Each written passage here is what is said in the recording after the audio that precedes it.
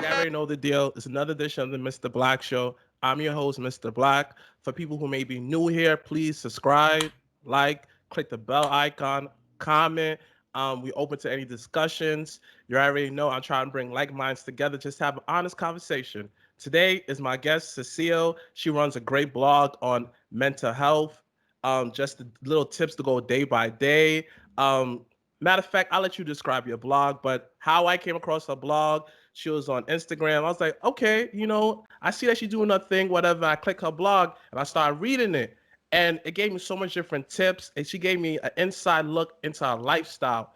And I was like, I had to interview this woman because her blogs are so it touched me. One of her blogs she had posts was about being a dark skinned woman. And I can relate to that because as you see, I'm darker than midnight. So when you read it that I was just like, yo, I gotta get on the show because a lot of people that who go through what they go through, they need little tips, little like how to get through the day. Please, Cecile, please tell us a little more about blog, about your blog and the name of it, so people could definitely find it. Okay, so the name of my blog is kinkycoilycool.com. That's definitely a Um, tongue twister. yeah. So from I got the name originally from like Crazy Sexy Cool, like TLC. And I was like, oh, kinky coily cool, like cuz my natural hair, it just kind of describes me like as a black woman. But anyways, my blog just basically touches on self-care, self-love, like mental wellness, just as um, being a black woman in America, black woman period, um, being a black mom, black millennial. Um, I just I just know how it is to be black and aware and just knowing what's going on around you and the effects that it can have on you. And I'm just naturally a thoughtful person. So um I don't know. I just felt like I just want people to know what goes on inside of my head. So then this came about. So let me ask you a question. What was your initial like? How you came, like you mentioned just now, that you want people to know what your thoughts in your head. That what gave you the idea to start a blog, and why a blog? Why not a YouTube video Right. or something else? Why a blog? You know what? I wanted to start a blog years ago, like in my early 20s. And I eventually went into makeup. Like that's my original career. Like I'm a makeup artist. So I pursued that. And then in the beginning of the year, everything changed. COVID happened. And my makeup gigs just dried up. Like we were the first people that were hit. So um, like just I had so much extra time on my hands.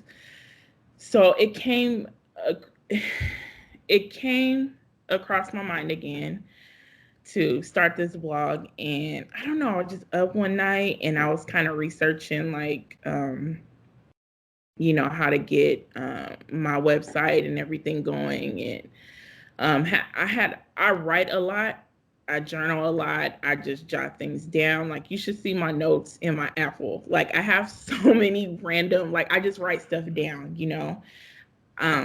And people all often tell me that I give really good advice, and I'm just always the person that people come to talk to. Uh, but I oftentimes have a hard time expressing myself, and I don't really like to debate a lot either. So I'm like, how can people hear me? And how can people hear me without me having to argue with people all day? So I wanted to do YouTube, and I still do. I do plan. Actually have a YouTube channel that I am about to start posting content on. But I just wanted to start with this first and get it up and running. So, um, like around March, I believe, I like when everything started happening. Um, I just said, forget it. Why not? life is short. That's like when I need to see the bigger picture of things, that's what I say. You know, why not? Life is short. I have one life. Just do it. I've always wanted to do it. And I'm so glad I did because I've been getting such a great response from it. Um, so yeah, that's kind of the short version of why I started. So you mentioned that you was into makeup. What got you into makeup? It's just something naturally I loved. Like in high school, I used to mess around with it, and then after high school, I started, doing people's faces for fun. And then I I moved to Vegas like 9 years ago, and then I started working for a cosmetics company, and then it just kind of took off from there. Like I got connected with some people, and then I started doing makeup for like BT, some of their shows, and What are some of the shows you did makeup for them? Soul Train Awards. I do that every year. Um, I do the Stellar Awards for them, and any like little side jobs that they want me to do. Like I did, um, I assisted and did makeup for like Tisha Campbell, and Tashina Arnold. I did makeup for Ari Lennox, which was so dope. I love Ari Lennox. I was so excited. And other people like that, but it's truly I love makeup. It's just my passion. But I just feel like we all have so many different passions that we can nurture. Some people don't nurture them, you know? Me, I'm just like, I've been doing this for 10 years. I want to explore other things. I want to show people different sides of me, you know? Mm, mm, Because mm. So I feel like I've accomplished a lot in makeup. So I'm like, what else can I do? Where can I take myself in other areas in my life, you know? so you've been doing makeup obviously for 10 years. What are some is there politics in the makeup game? Um, I experienced a lot of like I feel like I did have to work that much harder, especially like in the actual workplace and not freelancing per se. Um, I feel like there wasn't a lot of space for Black women, even though all the Black women I knew that I worked with, we were literally the best. But it's just we had to work that much harder for it. Um, but I feel like in the makeup industry, yes, it's very competitive, it's very oversaturated. But I did when I was freelancing, I I felt that I can express myself creatively, but it was a hustle. It was a hustle. Um, but so I think mainly in workspaces where I like had a boss and they had creative control over me, um, is when I experienced a lot of politics and, having to kiss ass and, just to keep it 100, like, um, That is true though. So it, what tips do you give to somebody who's up and coming that who want to get in the makeup field? Like what kind of guidebook would you give them to make sure that they won't make the same mistake that you made in this makeup game? to stay consistent and believe in your vision, believe in your art, and be true to what you're trying to create. Have Because as That a is makeup true. artist, like people can like with makeup, there's trends, but you don't have to follow those trends. Like you can ride your own wave with it. Don't stick to someone else's vision. Like follow your own path. And just you gotta hustle. You gotta stay on the grind. You gotta stay consistent with it. You gotta truly believe in yourself Facts. because no one else is like, they don't, and you can't expect anyone else to believe in, you know, it's because it doesn't work that way. So my number one thing is consistency and confidence in your craft. Okay. Okay. So consistency, confidence in your crowd. Hmm. So you did the makeup for 10 years. Now, due to the whole COVID situation, you decided to start this blog. Hmm. What was what was your first blog post, and how did you felt when you first wrote it, and how was your reaction after you finished completing it and you publish it onto your website? Um, okay, so I already had a couple blogs that I wrote. The first blog that I posted was, you know what? It was my five, my 5 tips for self care when the social climate is tough as fuck. That was. I'm sorry. I don't know if I excuse my language. Listen, I'm a Loki, the CEO of the other network. Anything flies. You good? Okay. Yeah, so and I posted that because it was like when everything started happening, everybody like we was like really quarantined, nothing was open, and I'm just like social climate, and then the protesting was happening heavy. It was just a real, and it still is just a really, really tough time, and a lot of people do not know how to cope in situations like that. It's just, it can really wear on you mentally, like, and you just feel like hopeless, you know. So that, I feel like that was important to be my first blog post. I had a bit of imposter syndrome, you know. Elaborate on imposter syndrome and explain to the audience what is imposter syndrome. So basically, imposter syndrome is, um, I don't have the exact definition, but you set out to do something like me blogging, and even though you're really good at it, you feel like you're not good enough. You feel like you are not, um, you feel miss or out of place. You feel, um, I don't know. You just feel you're not good enough for what you're doing, even though you are. Like you're an imposter, like you're pretending, you're faking, and really you're not.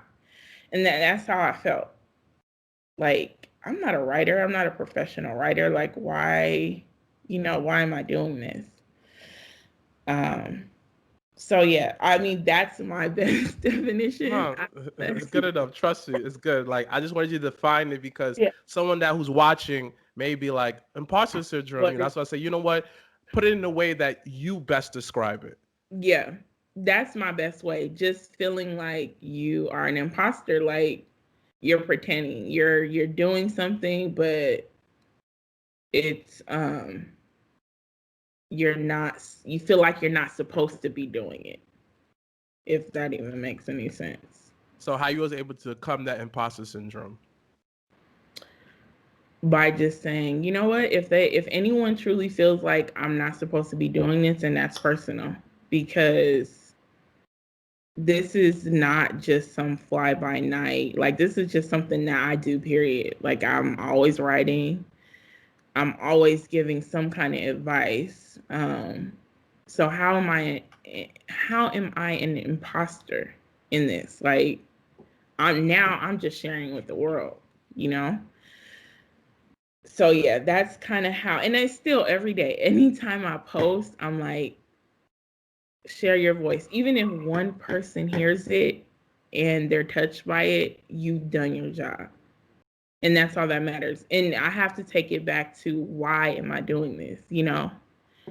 So for me, it's just like, I'm doing this because I want to express myself, and I want people to know how I feel on certain topics. And, and it's not everybody's going to agree with that, and that's okay.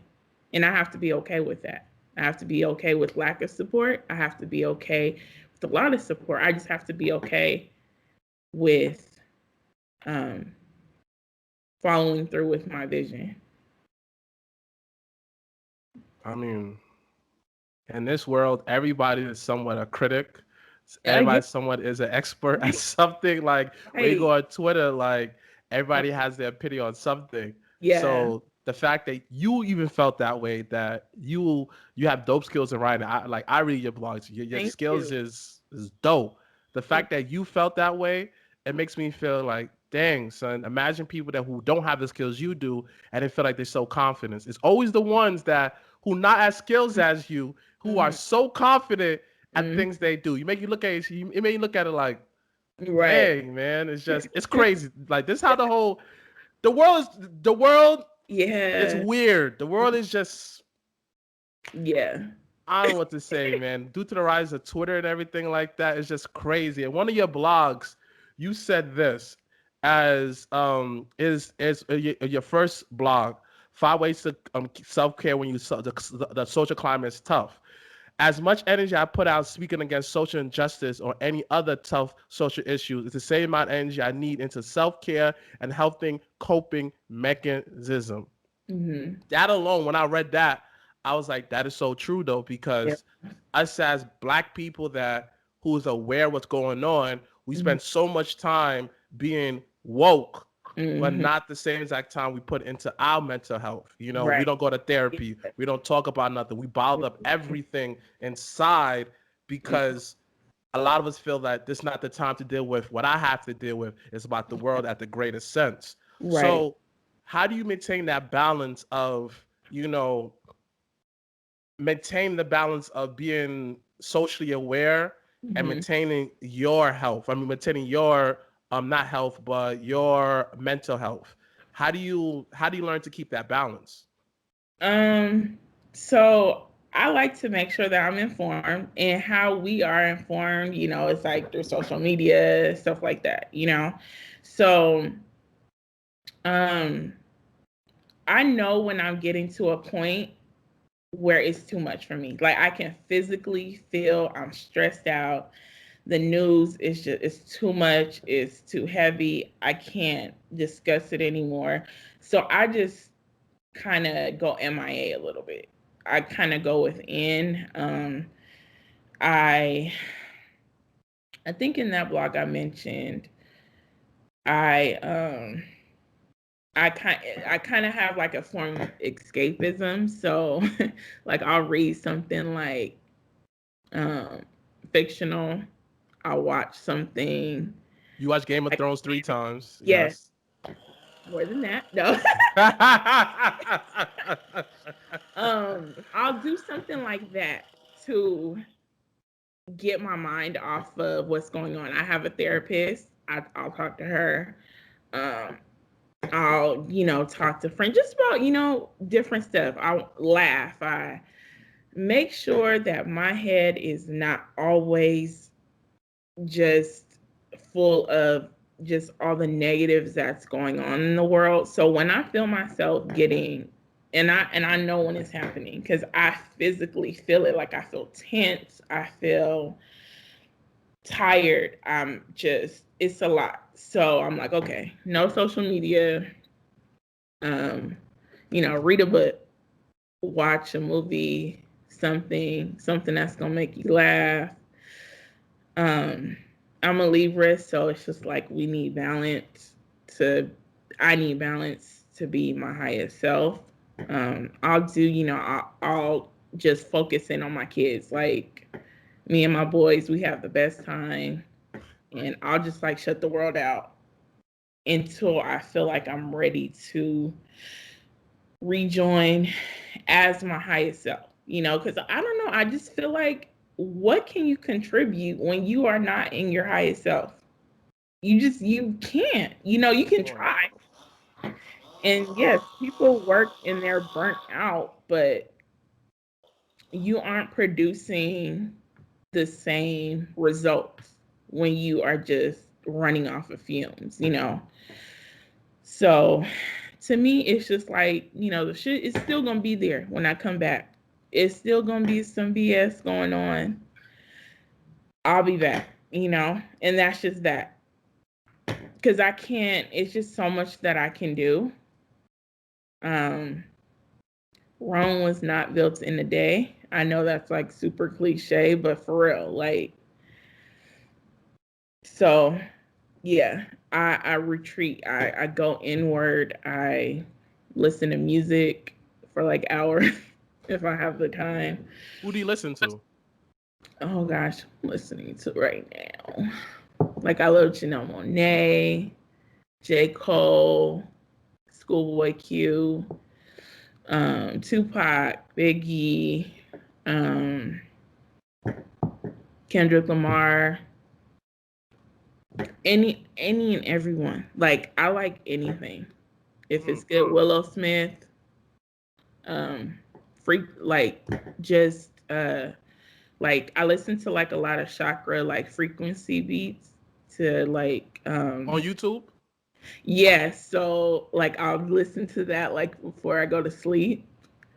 The Um best sleep ever. The so best good. sleep Oh ever. my God, it's so good. So I'll do that. Like I listen to that. Tank in the Vegas. Like I love music. It's such great therapy. Truly, like therapy. I love it. I because it drowns out my like Thoughts. yeah, you know. So I'm just listening to the music and it's just good. It's a great vibe.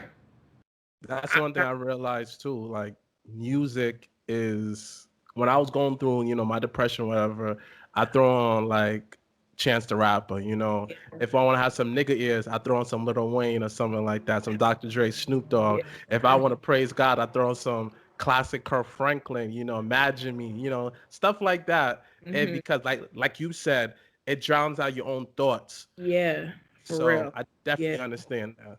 Mm-hmm.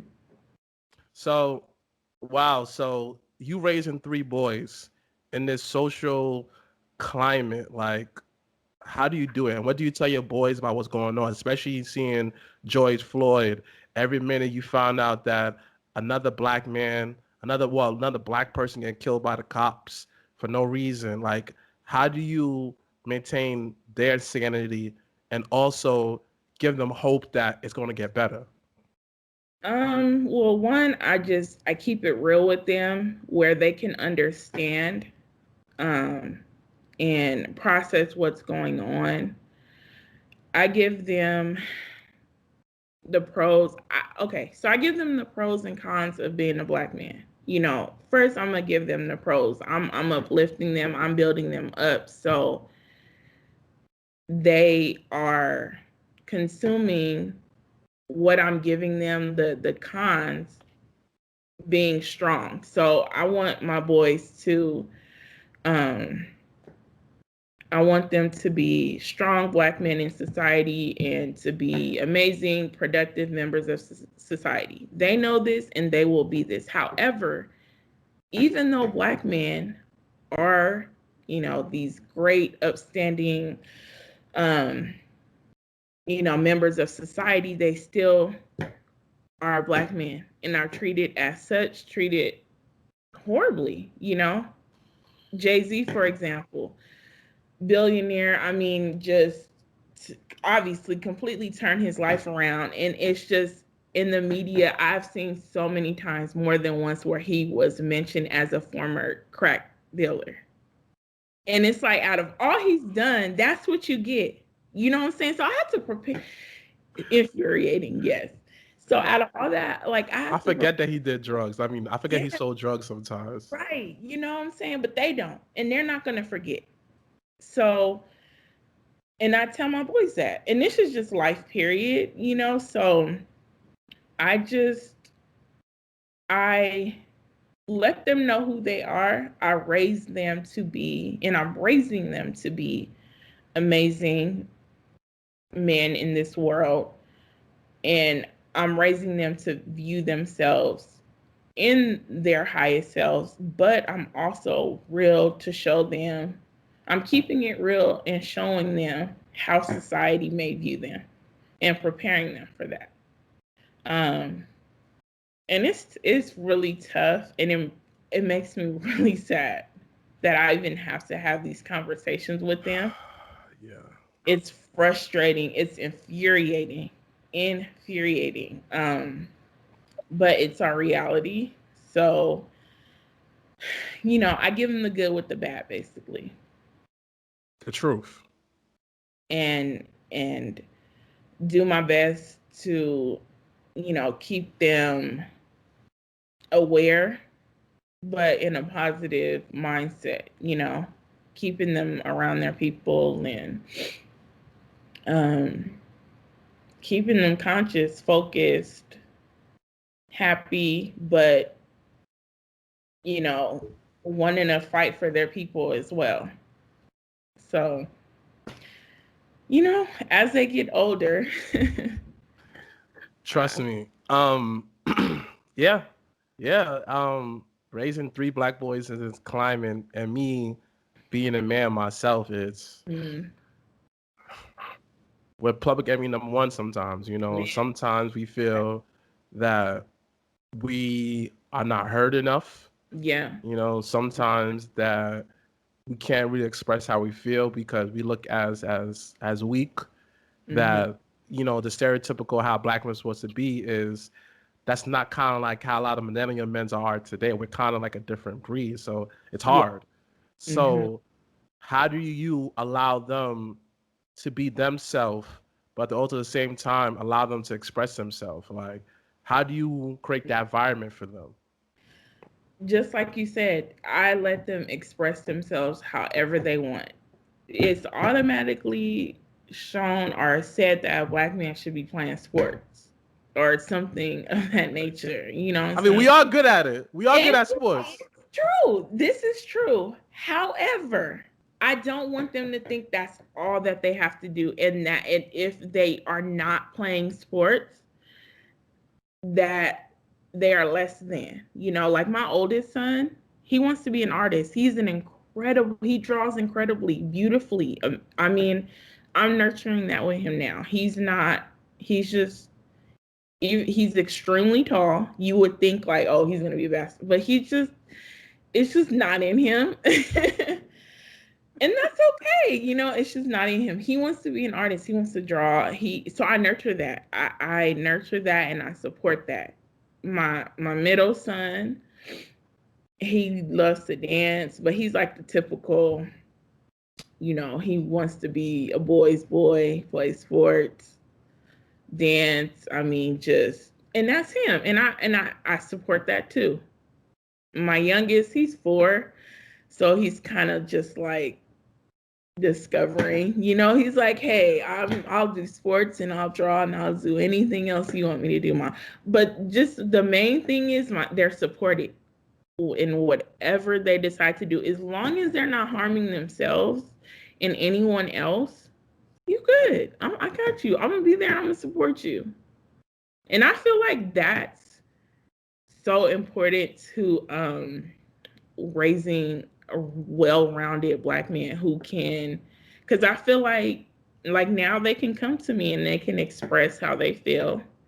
They can they don't feel that they have to put up this wall or be super tough, and if they want to do that too, fine. If they want to come and cry and talk to me, fine.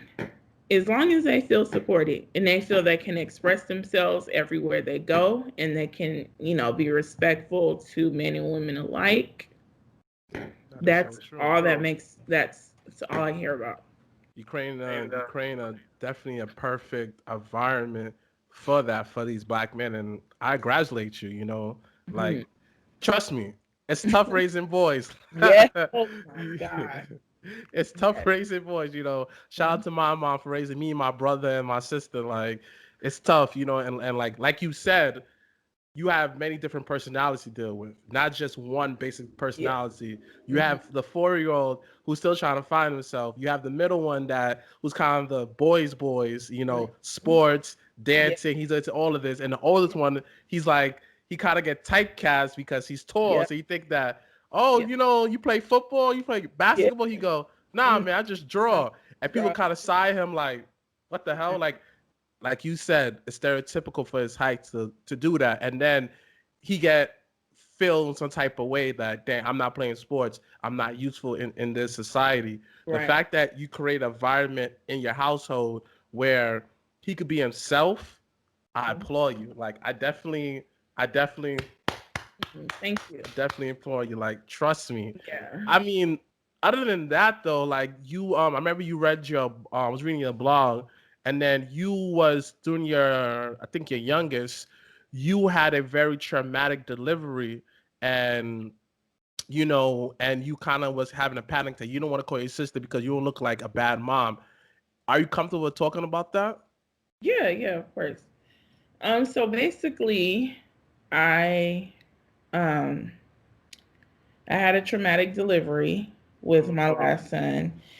And so like after the after effects of it scared me because what happened, I just didn't have any control over. And I guess that made me realize like my sort of control issues. What I sort of control issues? What'd you say?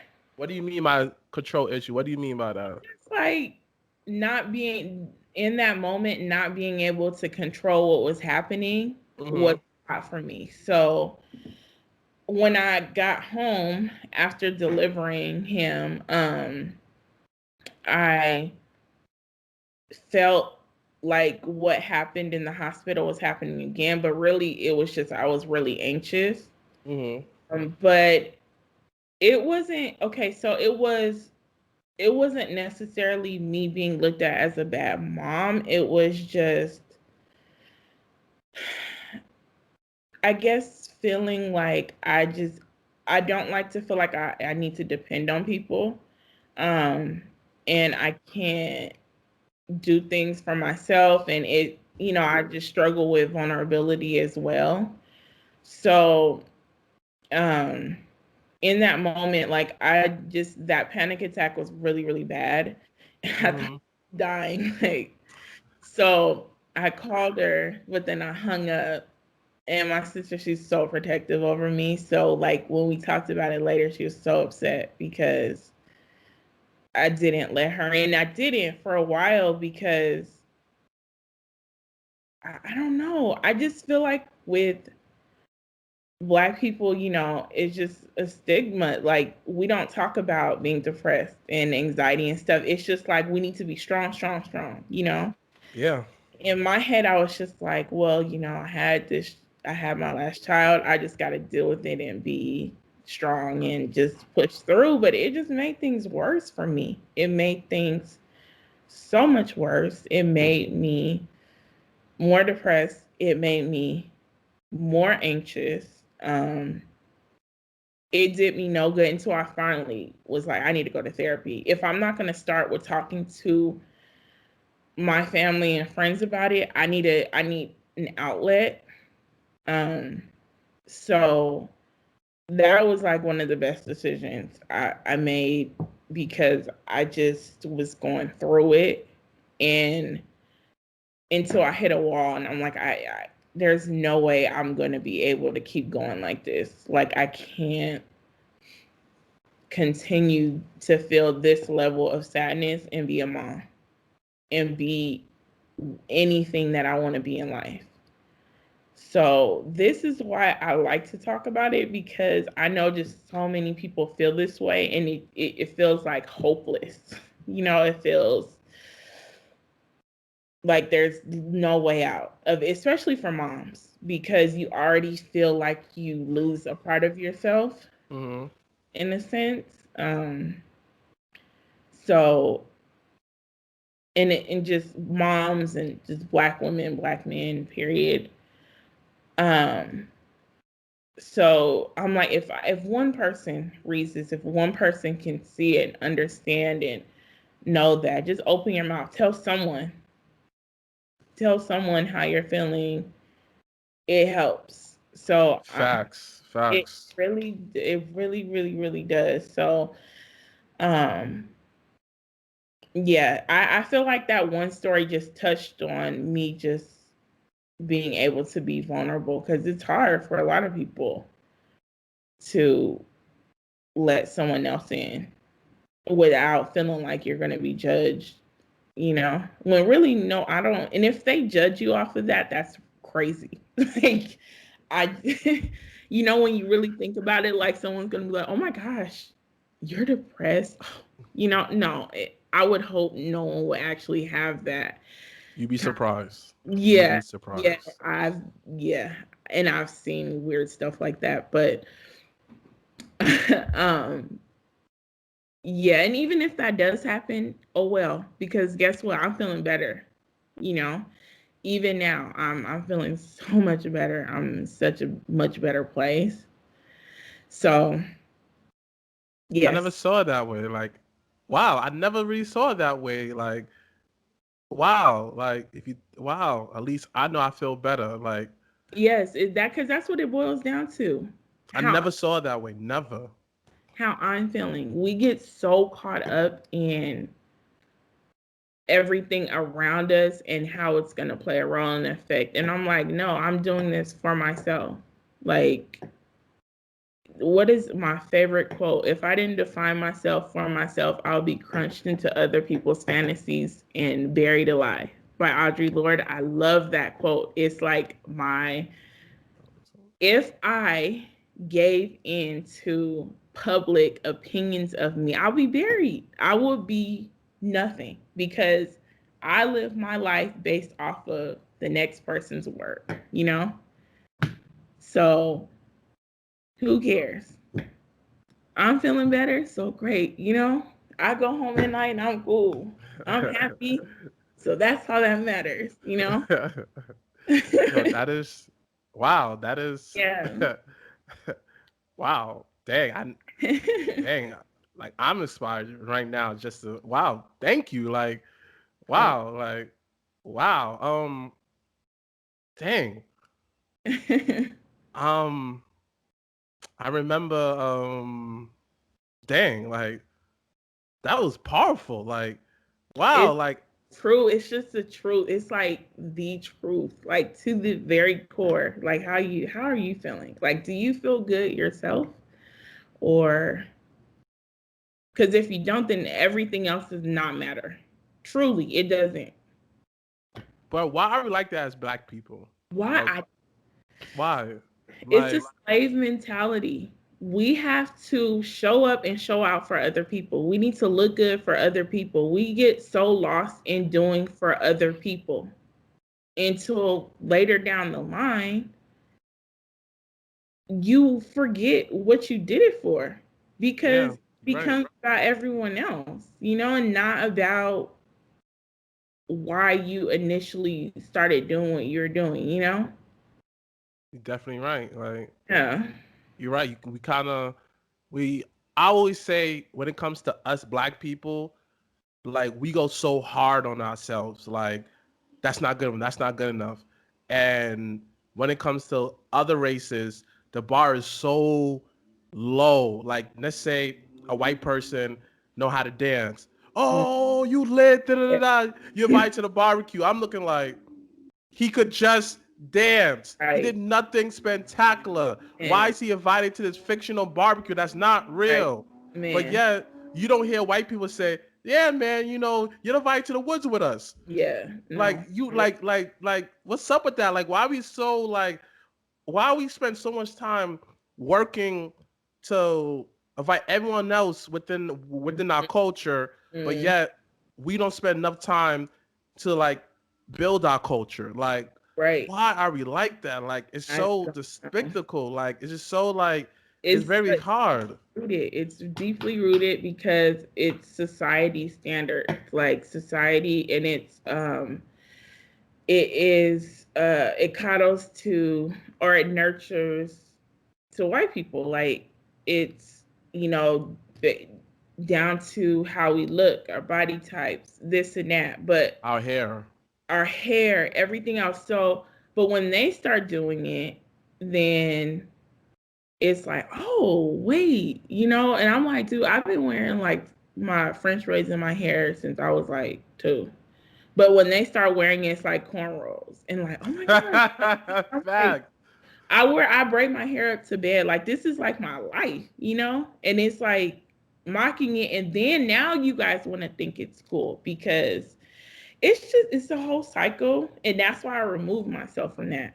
Like, y'all over there, and you guys are trying to still maintain what society says we should do, we should think, how we should act, how we should, when really we need to just be with our people, continuing to ride our own way. We are the But cool. yeah, We are it the cool. We you are the cool. We are. absolutely, absolutely. And when more people start seeing that, then it's gonna be a good day.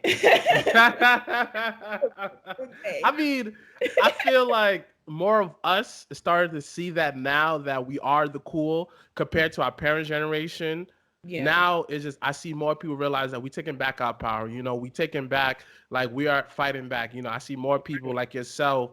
Started in blogs during this whole pandemic. I realized a lot of us, meaning by us, by Black people, we actually rose to the occasion. Like, I know many people who started their own clothing line. I know many people who started their own podcast. I know many people who actually say, you know what, let me start my own business. Many Mhm. different fields of sense of self, like entrepreneurship, like doing Yeah. it ourselves. That's why I Mhm. realized it's been a big rise in that during this whole pandemic. Yeah. Shout out to one of my homegirls where she started a whole clothing line. I'm talking about she does everything. She makes, like, she makes the tags, she makes the logos, Mhm. she takes the orders, Oh. everything. She does all that at her house.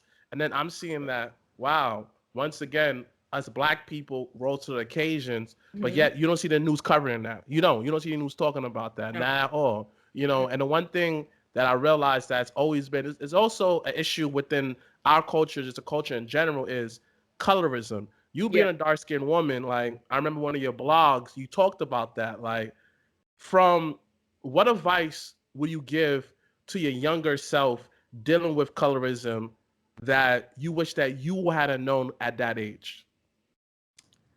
What advice would I give myself? Just embrace who you are unapologetically. This is how I was born. This is how I'm going to die. So I'm just gonna live it to the fullest. I'm dark skinned. And I loved it then, but you spend so much time trying to convince other people when you're never gonna convince them. They're gonna have to learn that on your own. They're just gonna have to see how I show them is by walking in confidence, and even though they think that I should hate my dark skin, I'm gonna show them that I don't.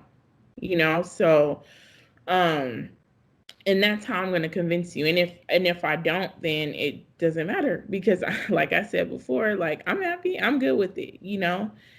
I wish I didn't spend so much time being upset over people not accepting me being dark skinned, and just the whole um the stereotypes placed on dark skinned women, um trying so hard to move against it when it doesn't matter. I just be myself. I wish I would have learned that a little sooner, but I learned it when I was supposed to learn it. But for anybody who's younger, and just embrace what you got and be happy with it and be proud and just stand so strong in it, and just compliment yourself every day. Like, I, I that's my biggest thing. Just embrace what you got. you know. Yeah, yeah, and yeah, it's one thing I have to learn. Like, one thing I have to learn. One thing I notice about the younger generation, they do embrace who they are a lot better than we did growing up. Yeah, Be- for sure. because I go on YouTube, um, YouTube. I go on social media, even YouTube too. I see a dark skinned little girl like embracing who she is. You know, Yeah. she's just so confident. You know, her Mhm. hair's not straight, her hair is just how your hair is. You know, some of them wear afros, you know, and it's Yeah. just this is who I am, da da da. And they are giving other women, girls, people around their age how to take care of their hair. And I'm looking like, oh man. And I see a lot of younger men, you know, killing it in YouTube. A lot of stuff I learned how to do on YouTube was a lot of these young men in out here. I'm looking like, wow, like they really are doing what we was not doing younger because they learned it from us. I Yes. like that. Me too. I seen that. Like my niece, I have a 6-year-old niece. Like her hair is beautiful, natural. She's, brown and beautiful. And I like me and my sisters and my mom, like we poured that into her. Like, listen, what you like, your hair is amazing. Like it's beautiful. Like it has character. It has a story to it almost. It's just you like she knows this. And it's just it warms my heart so much. Like my hair was like permed when I was younger, and I just wish I would have known then um to embrace my natural hair and just my natural features and just to be so proud of it because I know like you were saying like I noticed that like the younger generation like they are so unapologetic like it's like low key I'd be like whoa like if I was like, dang, you are really like, Bold with it, and I like it. oh yeah, because I'm just like, I don't have like a filter sometimes. Um, Probably not as much as I be seeing, but like I love it. It's great. It's beautiful, beautiful, beautiful. It excites me to Yeah, see yeah, I definitely agree with it. It's just, yeah, it. like we still deal with systematic racism, Mhm, 100%. We deal with it on a daily basis, but mhm, to be more of a positive note about it is mhm. 2020 definitely was a good year in a lot of good ways Yeah. because it exposed a lot of racism and how much we are still far back as society as a whole. You know, not just American society, but the world society that we still got a lot of stuff that we need to work on. You know, like you see people that you never would imagine to speak out are speaking out. You know, Ice Cube is coming off. Ice Cube, you know, even though he made a lot of dope movies about being woke and stuff like that, he's now So saying that, yo, for me to vote for the Democrat or anybody, I'm giving you our contract. He got all the best minds to write a contract, say, what does us black people need? You mhm. know, and nobody's talking about that, you know? And I feel I love that tweets. His tweets be getting like a million like he is for the culture for he's real. Yeah, using his voice, you know, yeah, crazy. hmm And NBA players like LeBron James, like the guy yeah, runs the lead, he hmm said that I ain't playing today because what's going on? And they had a walkout. Unheard of back in the, you would unheard never of. hear something It's like that. crazy. Yes, it is. Oh my gosh, yes, so radical. Like it just warms my heart. Exactly. Right. It's just like it makes you feel like there's Wonderful. hope for the future. You know, again, you know, there's still systematic racism. There's still stuff that we still got to work on as people. But Mm-hmm. guess what? You hear people around our age going to therapy. You Mm-hmm. see people around our age talk about mental illness. You know, you see people around our age willing to have these conversations between a Yeah. woman and a man saying that Mm-hmm. you hurt me, and a woman saying that I hurt you. I apologize, King. I'm Mm-hmm. looking like, wow, man, like this is Yeah, like just that's cool. beautiful. Yeah, no, I totally feel that. Like I just like that we're getting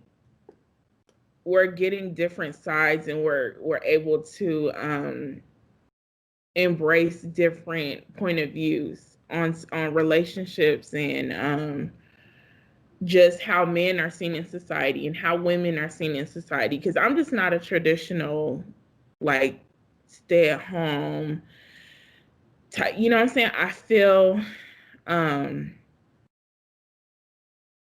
I'm so about equality and for men and women. So that is a lot for me, because a lot of people still aren't like that, even though a lot of people are.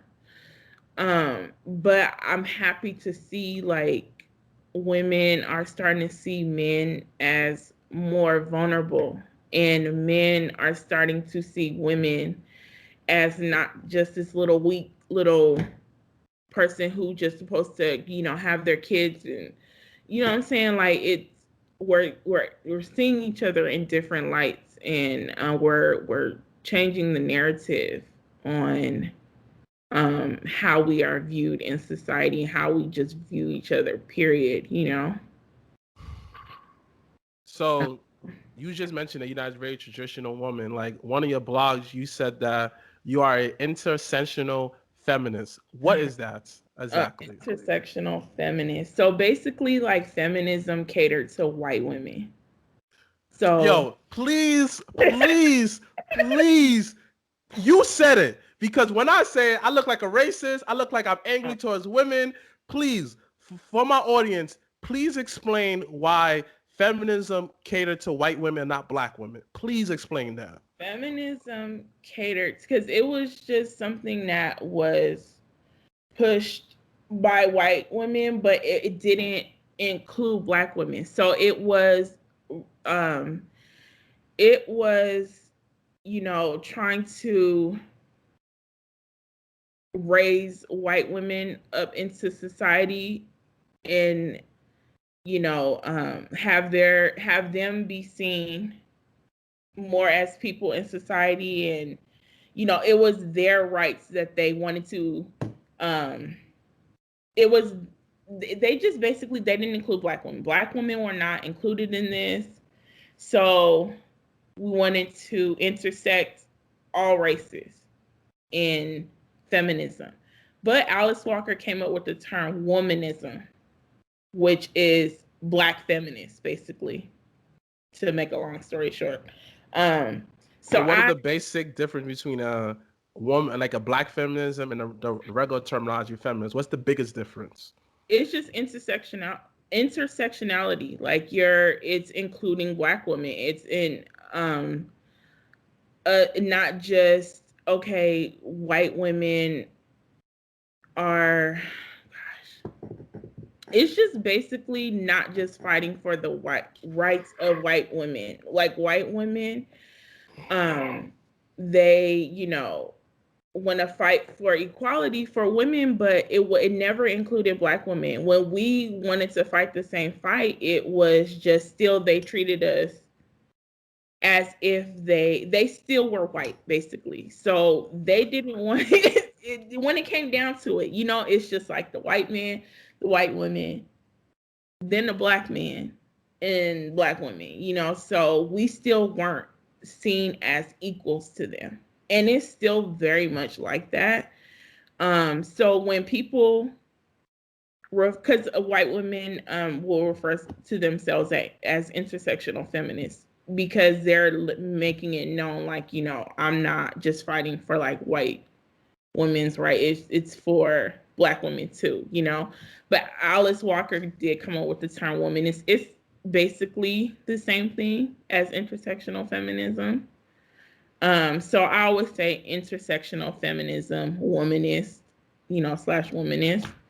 um that's the basic, with. Okay, so let me ask you a question. Like, um, I mean, one time I was talking to a particular female, whatever, whatever, and I said, what did I say? I said, yeah, yeah, what did I say? I said something along the lines of like I used the inappropriate word. She said, "Yo, you shouldn't be saying that." I called her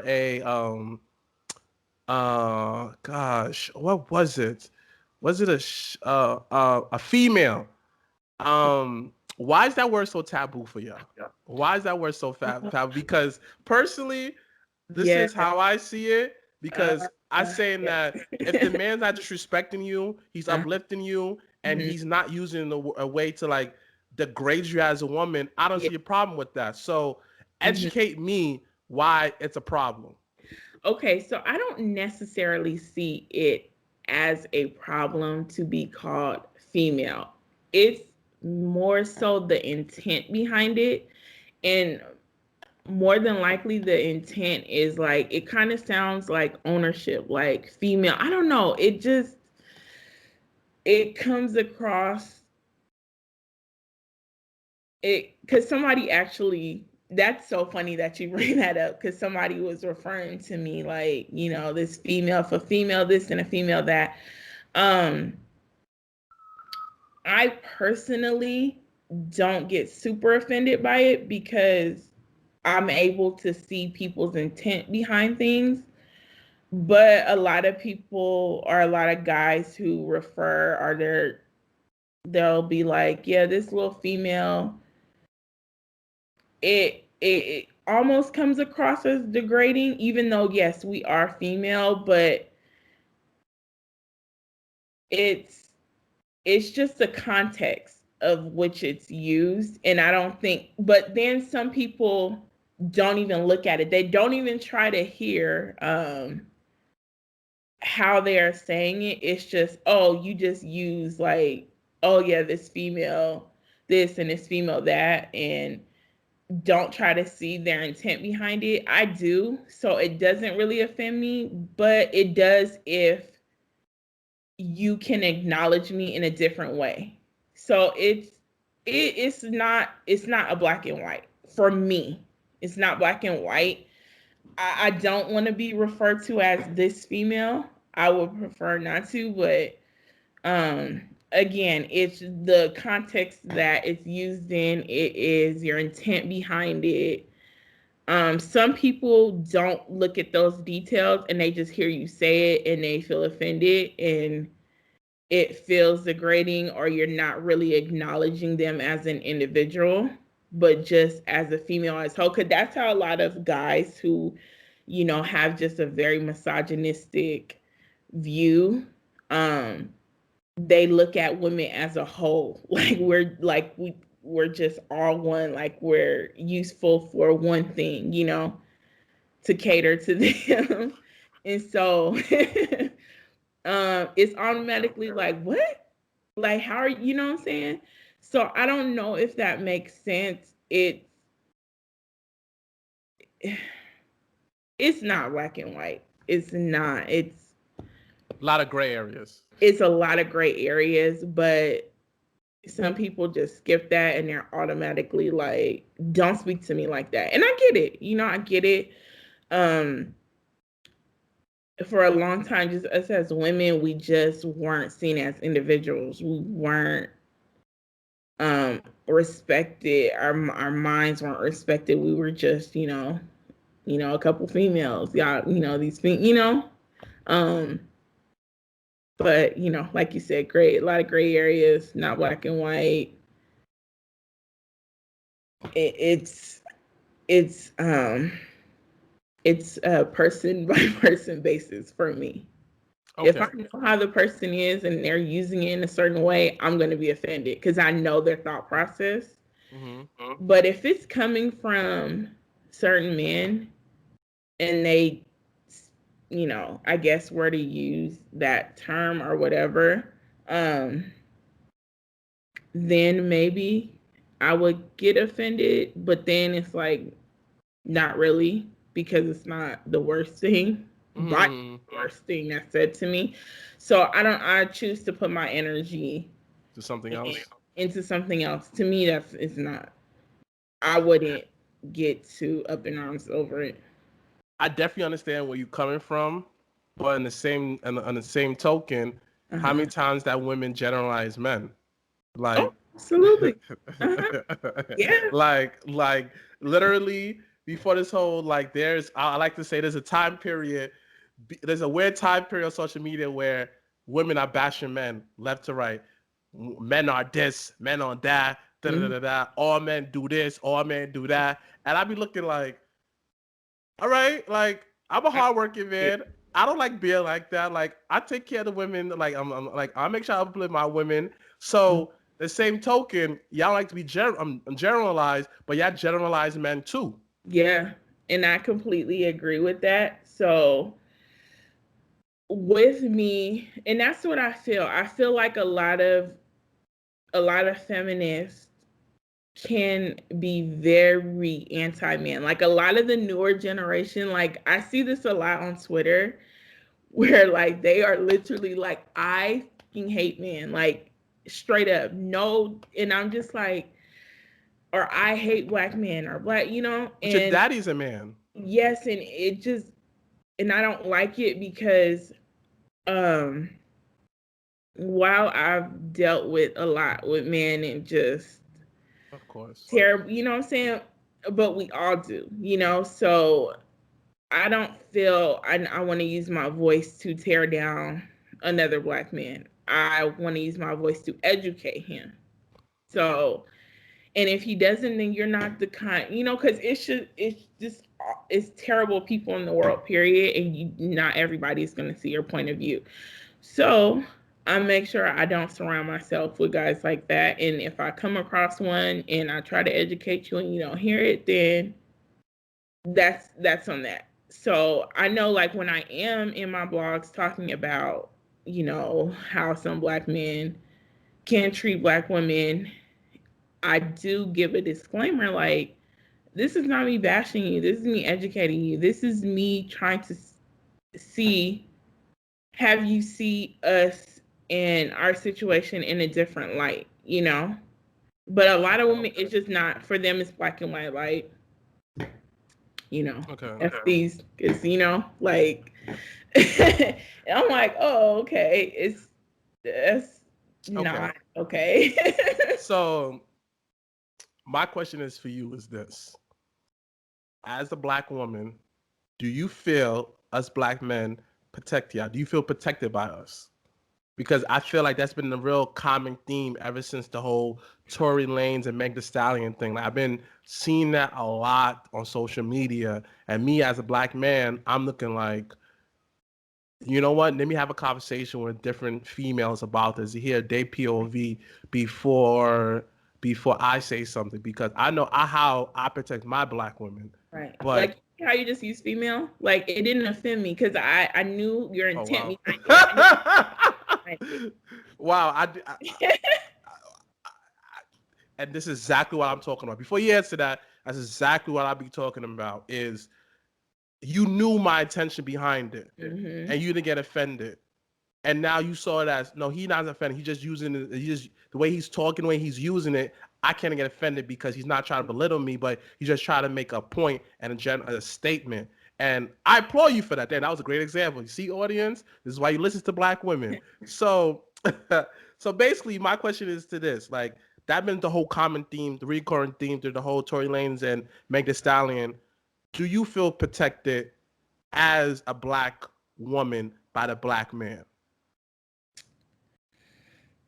Uh, for the most Ah. part, no. um, I like the hesitation. I knew it's something like, no. why don't you feel protected by us? And I'm just going off of the majority of what I've been seeing in that situation. So this black woman who is successful, talented, beautiful, can have as many men as she wants, which is threatening to a lot of black men and men in general. She is in a domestic dispute. She's shot. She is shot, period. And instead of, and this is a lot of black men that I was seeing, instead of running to her aid and, just simply, just offering their support and um just their support, instead of offering that, it was like, oh well, she shouldn't have been out there shaking her ass, she shouldn't be dating, or she shouldn't be, who is it, they were talking about her height, they were talking about her just being sexually expressive. What does that have to do with her being shot? What does that have to do with this man shooting her? I mean, it had to be something. I mean, people were coming up with every excuse in the book. It had to be something that she could have done to provoke this man.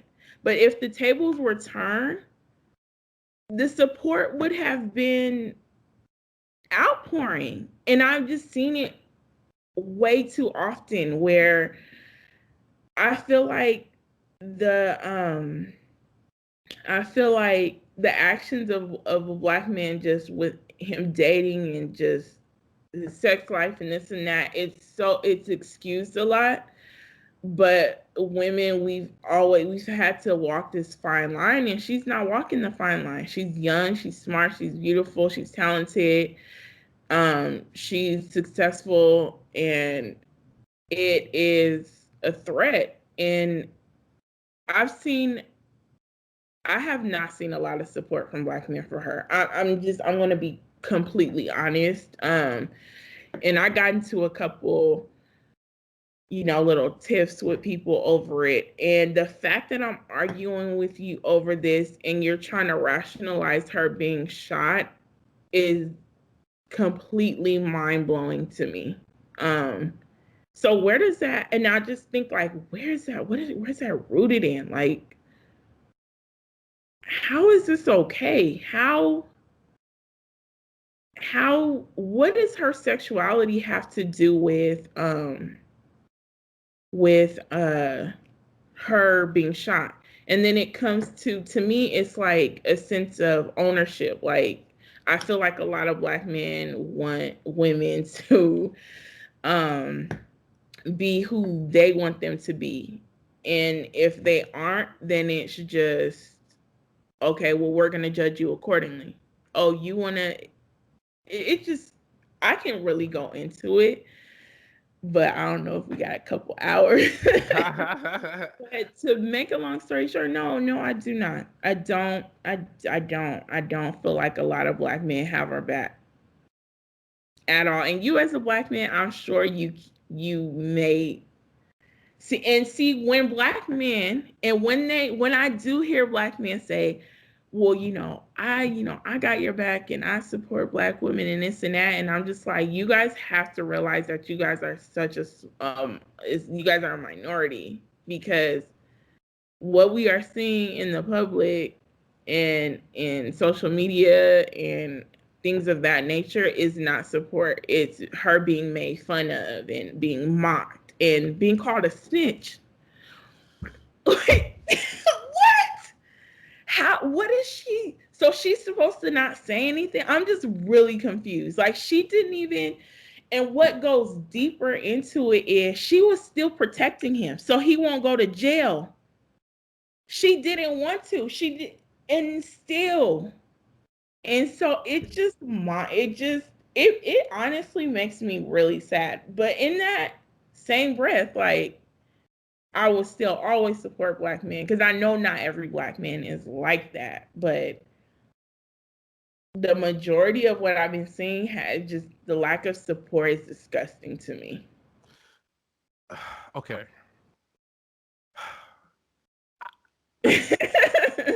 I'm never gonna downplay how anyone feels, because this is how you feel. This Right. is the journey that you walked in life. I'm not gonna downplay that, but I'm gonna say my POV, how I feel, me Okay. as a black man. Like, I gotta defend, my black men Yeah. out here. I Please gotta do. defend you. Please. And honestly, I've been thinking about this for a while, trying to rationalize it, thinking about it from a bigger picture. I saw it. For one, comparing her to like Takashi 69 is stupid. For one, Takashi 69 was doing gang activities, and he Mm-hmm. thought that he was a big man, and then he got caught up and he snitched on everybody. Mm-hmm. Even that situation, it was two sides to the story, because them being gangsters should not affiliate somebody that who's not from the streets in the gang life. And the fact that these are grown men being influenced by a immature boy, that's Mm-hmm. on you. Both sides are wrong. Both sides play a role. You could have stopped and say, yo, Takashi, you shouldn't be doing this, that, but you got caught up in the lifestyle. You got caught up being a big bad gangster. You got caught up seeing the money. Instead of saying that, nah, let's focus on the music, let's focus on the money. They Right. didn't do that. So that's Takashi was still wrong. He snitched. That's different. Like you said, Meg protected him, but I didn't tell the cops. And she said, I couldn't say nothing because I afraid that how that we could have got arrested. We could have been shot because we had guns in the car. She still didn't say nothing. And she didn't say nothing in the beginning, and she didn't say nothing, and then people made fun of her. She went out, people are still making fun of her. And the fact that she made a song that called WAP, I'm looking like you said in your blog, you had songs called Slava and now on Corner Cow. Yeah, Right.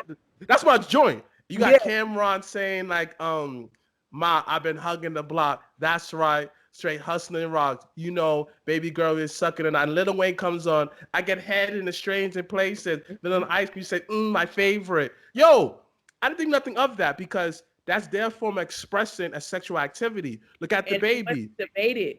It wasn't up for a debate. Thank you. Like It became a household anthem. It was like cool, you know. facts. And that's with someone recently. The baby, his whole album is talking about sex, Oh yeah. carpet burn, all Mm-hmm. of that. And I'm looking like, all right, cool. There's no problem with that. Now, when ladies talking about, how that they are in the bedroom, it's a big deal. I'm looking like, so what? Like, so what? Like, I don't listen to Baby like that because I think he's too sexual, but I'm not going to say that.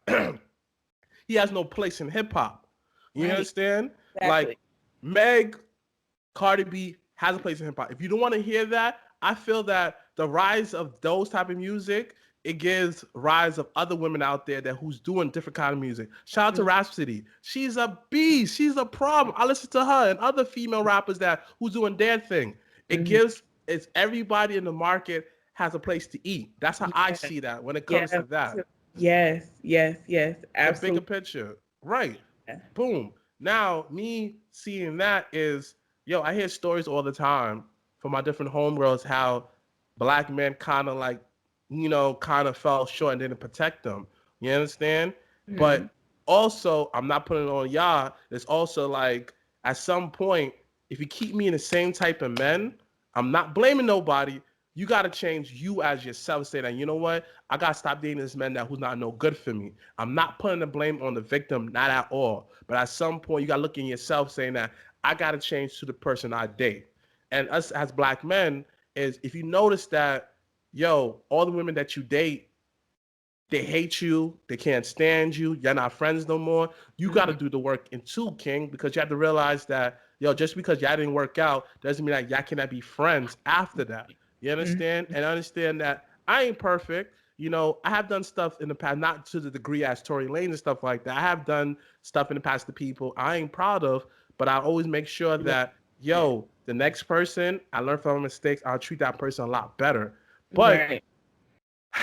again, we ain't perfect as a whole as black people. We have a lot of self-love issues that we haven't acknowledged in years because Yeah. we didn't learn how to love ourselves properly.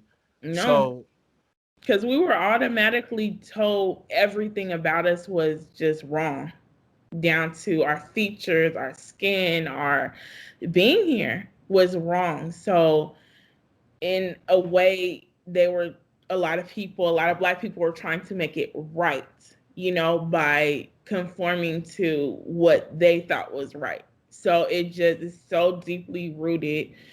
Um, but I do agree with what you said. I mean, yes, no, I don't see it as victim blaming. Like, I know I'm not going to attract those type of guys who treat me as a black woman as less than, because I hold myself to a higher regard. So I wouldn't date a guy like that. And even if he came into we were talking for a little bit, I would know right away what I'm dealing with. So um it just another situation that isn't very black and white. But even as a whole, even if we aren't dating, just have our backs regardless if you're dating as your mom, your sister, your aunt, your cousins, your coworkers. Just there is a lack of protection for us. I re- I remember someone, and I've actually had this debate several times where a man would downplay a woman being pregnant and giving birth. Um, Yes, it's happened more than once. Where, oh well, I did help you make that baby. You ain't, it ain't that bad. It's, downplay You can't be what we serious. You contribute. can't be serious. Oh, I'm You very can't. serious. I'm I'm very, very, very serious. You know, because this is what we were meant to do. So since it was what we were meant to do, it ain't that bad. Get over it. We helped you make that child too. I'm like, okay. It's just, it's crazy. The stuff that I've debated and talked to Black men about, and they have not had my back in it. Um, is really disheartening. Um, Wow. but I don't categorize all black. I don't put all Black men who act like that and just say all Black men are like that, because I know that's not true at all. Like, I met so many great Black men who have had my back and who have, and maybe not even always agree with what I'm saying, but they are Understand. committed to trying to learn something new, to see the, and I honestly, no one is gonna have the same point of view in things. It's just willing to commit to learning, to educating yourself on the point of view of a Black woman and vice versa. And I feel like we need more of that, but it's just we don't take the time to settle from being so um up in arms and defensive, where it's like, why don't we just sit and talk and, you know, hear each other's point of views and each other's struggles, and then work side by side, because we need to be working together and not again, because we have Wow. things that are bigger that want to take us down. Like, they like to see this, the colorism, us hating each other based off our skin, and, you know, Black men downing Black women. They love to see it. Black women hating each other and downing each other in public. I hate it so much. I'm just like, we're literally in this together. It's no need for it. Yeah. Yeah. But Just right. it, people don't want to see it that way. Hopefully they will soon. No. I mean, No, a lot of people are starting to, like, we mentioned earlier, but um I just would like to see more open conversation about each other's point of views, because I'm never going to dismiss struggles of Black men. I The fact that I do not know one Black man in my life who has not been harassed by the police. I do not know one Black man. yeah. And to me, that is that's insane. And it's just like, Yeah.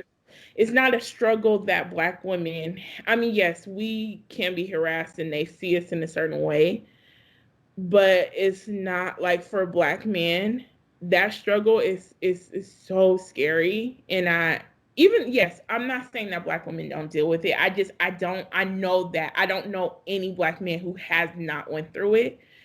So I'm committed to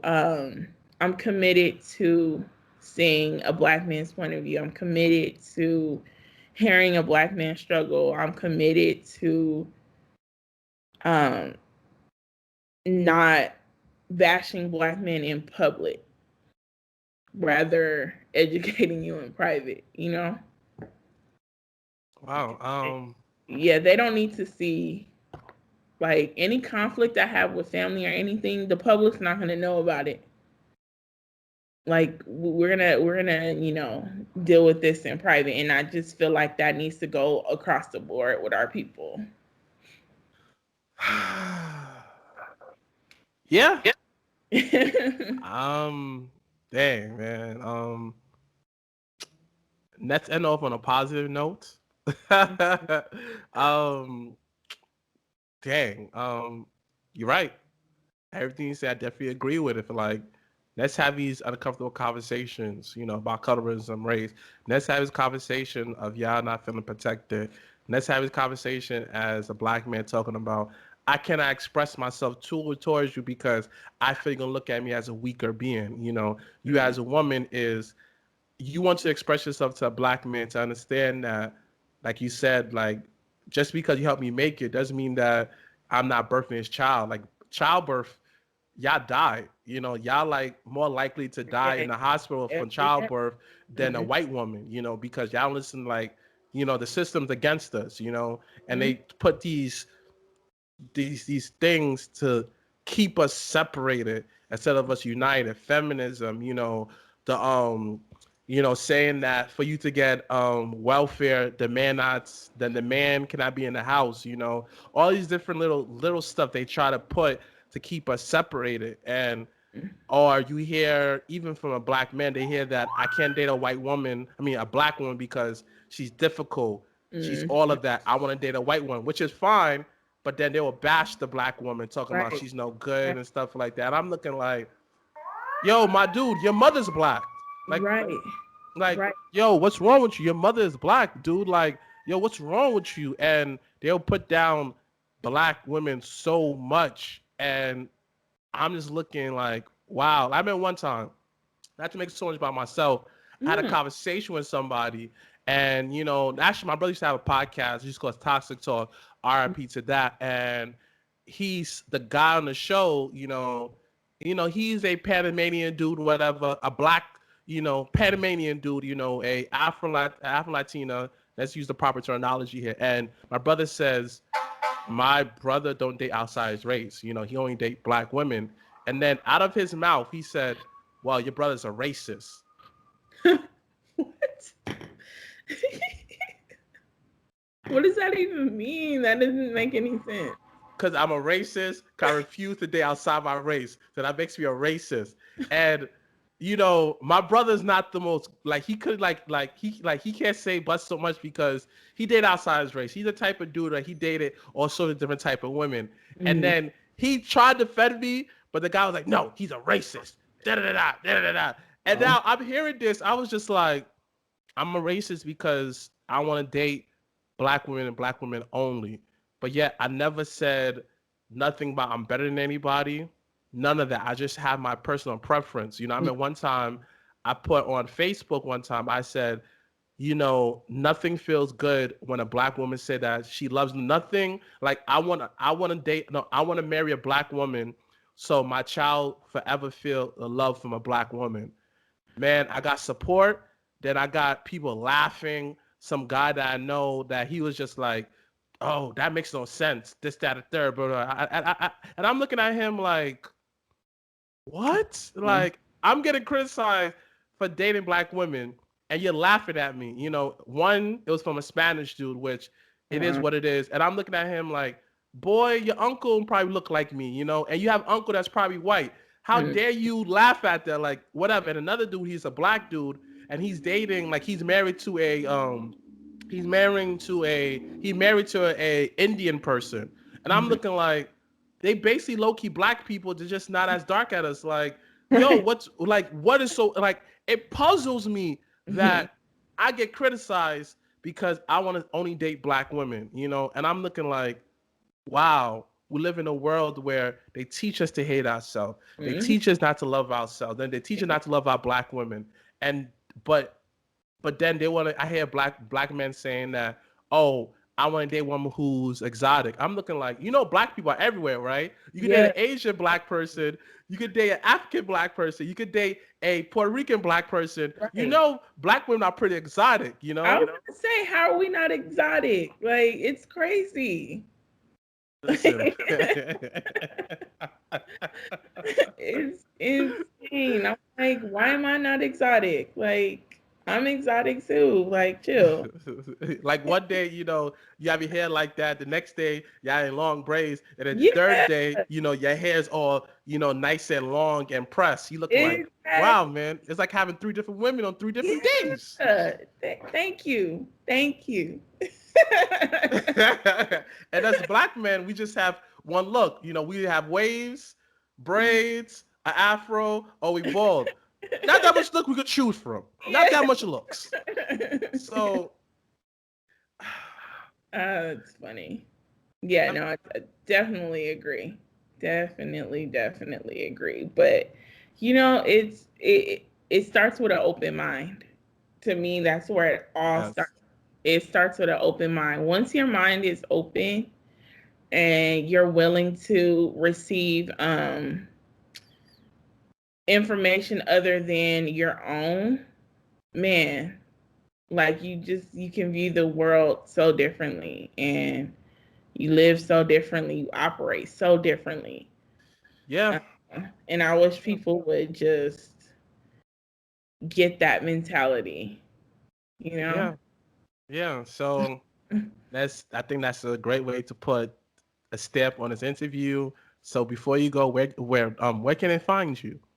So my website, my blog, kinkycoilycool.com. You can follow me on IG, Kinky Coily Cool. That is KINKYCOILY Cool, COOL. Follow me, all that. Man, CC, man, thank you for this dope interview, man. You taught me something. Thanks for like you said, the open mindedness. Thank you, and I wish you all the best. And before I sign off, before we let go, as a black man, I apologize if you never feel safe around us. Thank And you. I pray that you continue to keep that love that you have for us. And continue to have men around you that who appreciate you for you and continue to uplift you. Queen, make sure you do what you have to do, man. And I applaud you for being a mother and raising these 3 boys in these climate. Keep being you. Keep being strong. Thank Never let them see you cry. Wear your crown. All right? Thank you. On that note, man, this is the Mr. Black Show, man, and we out.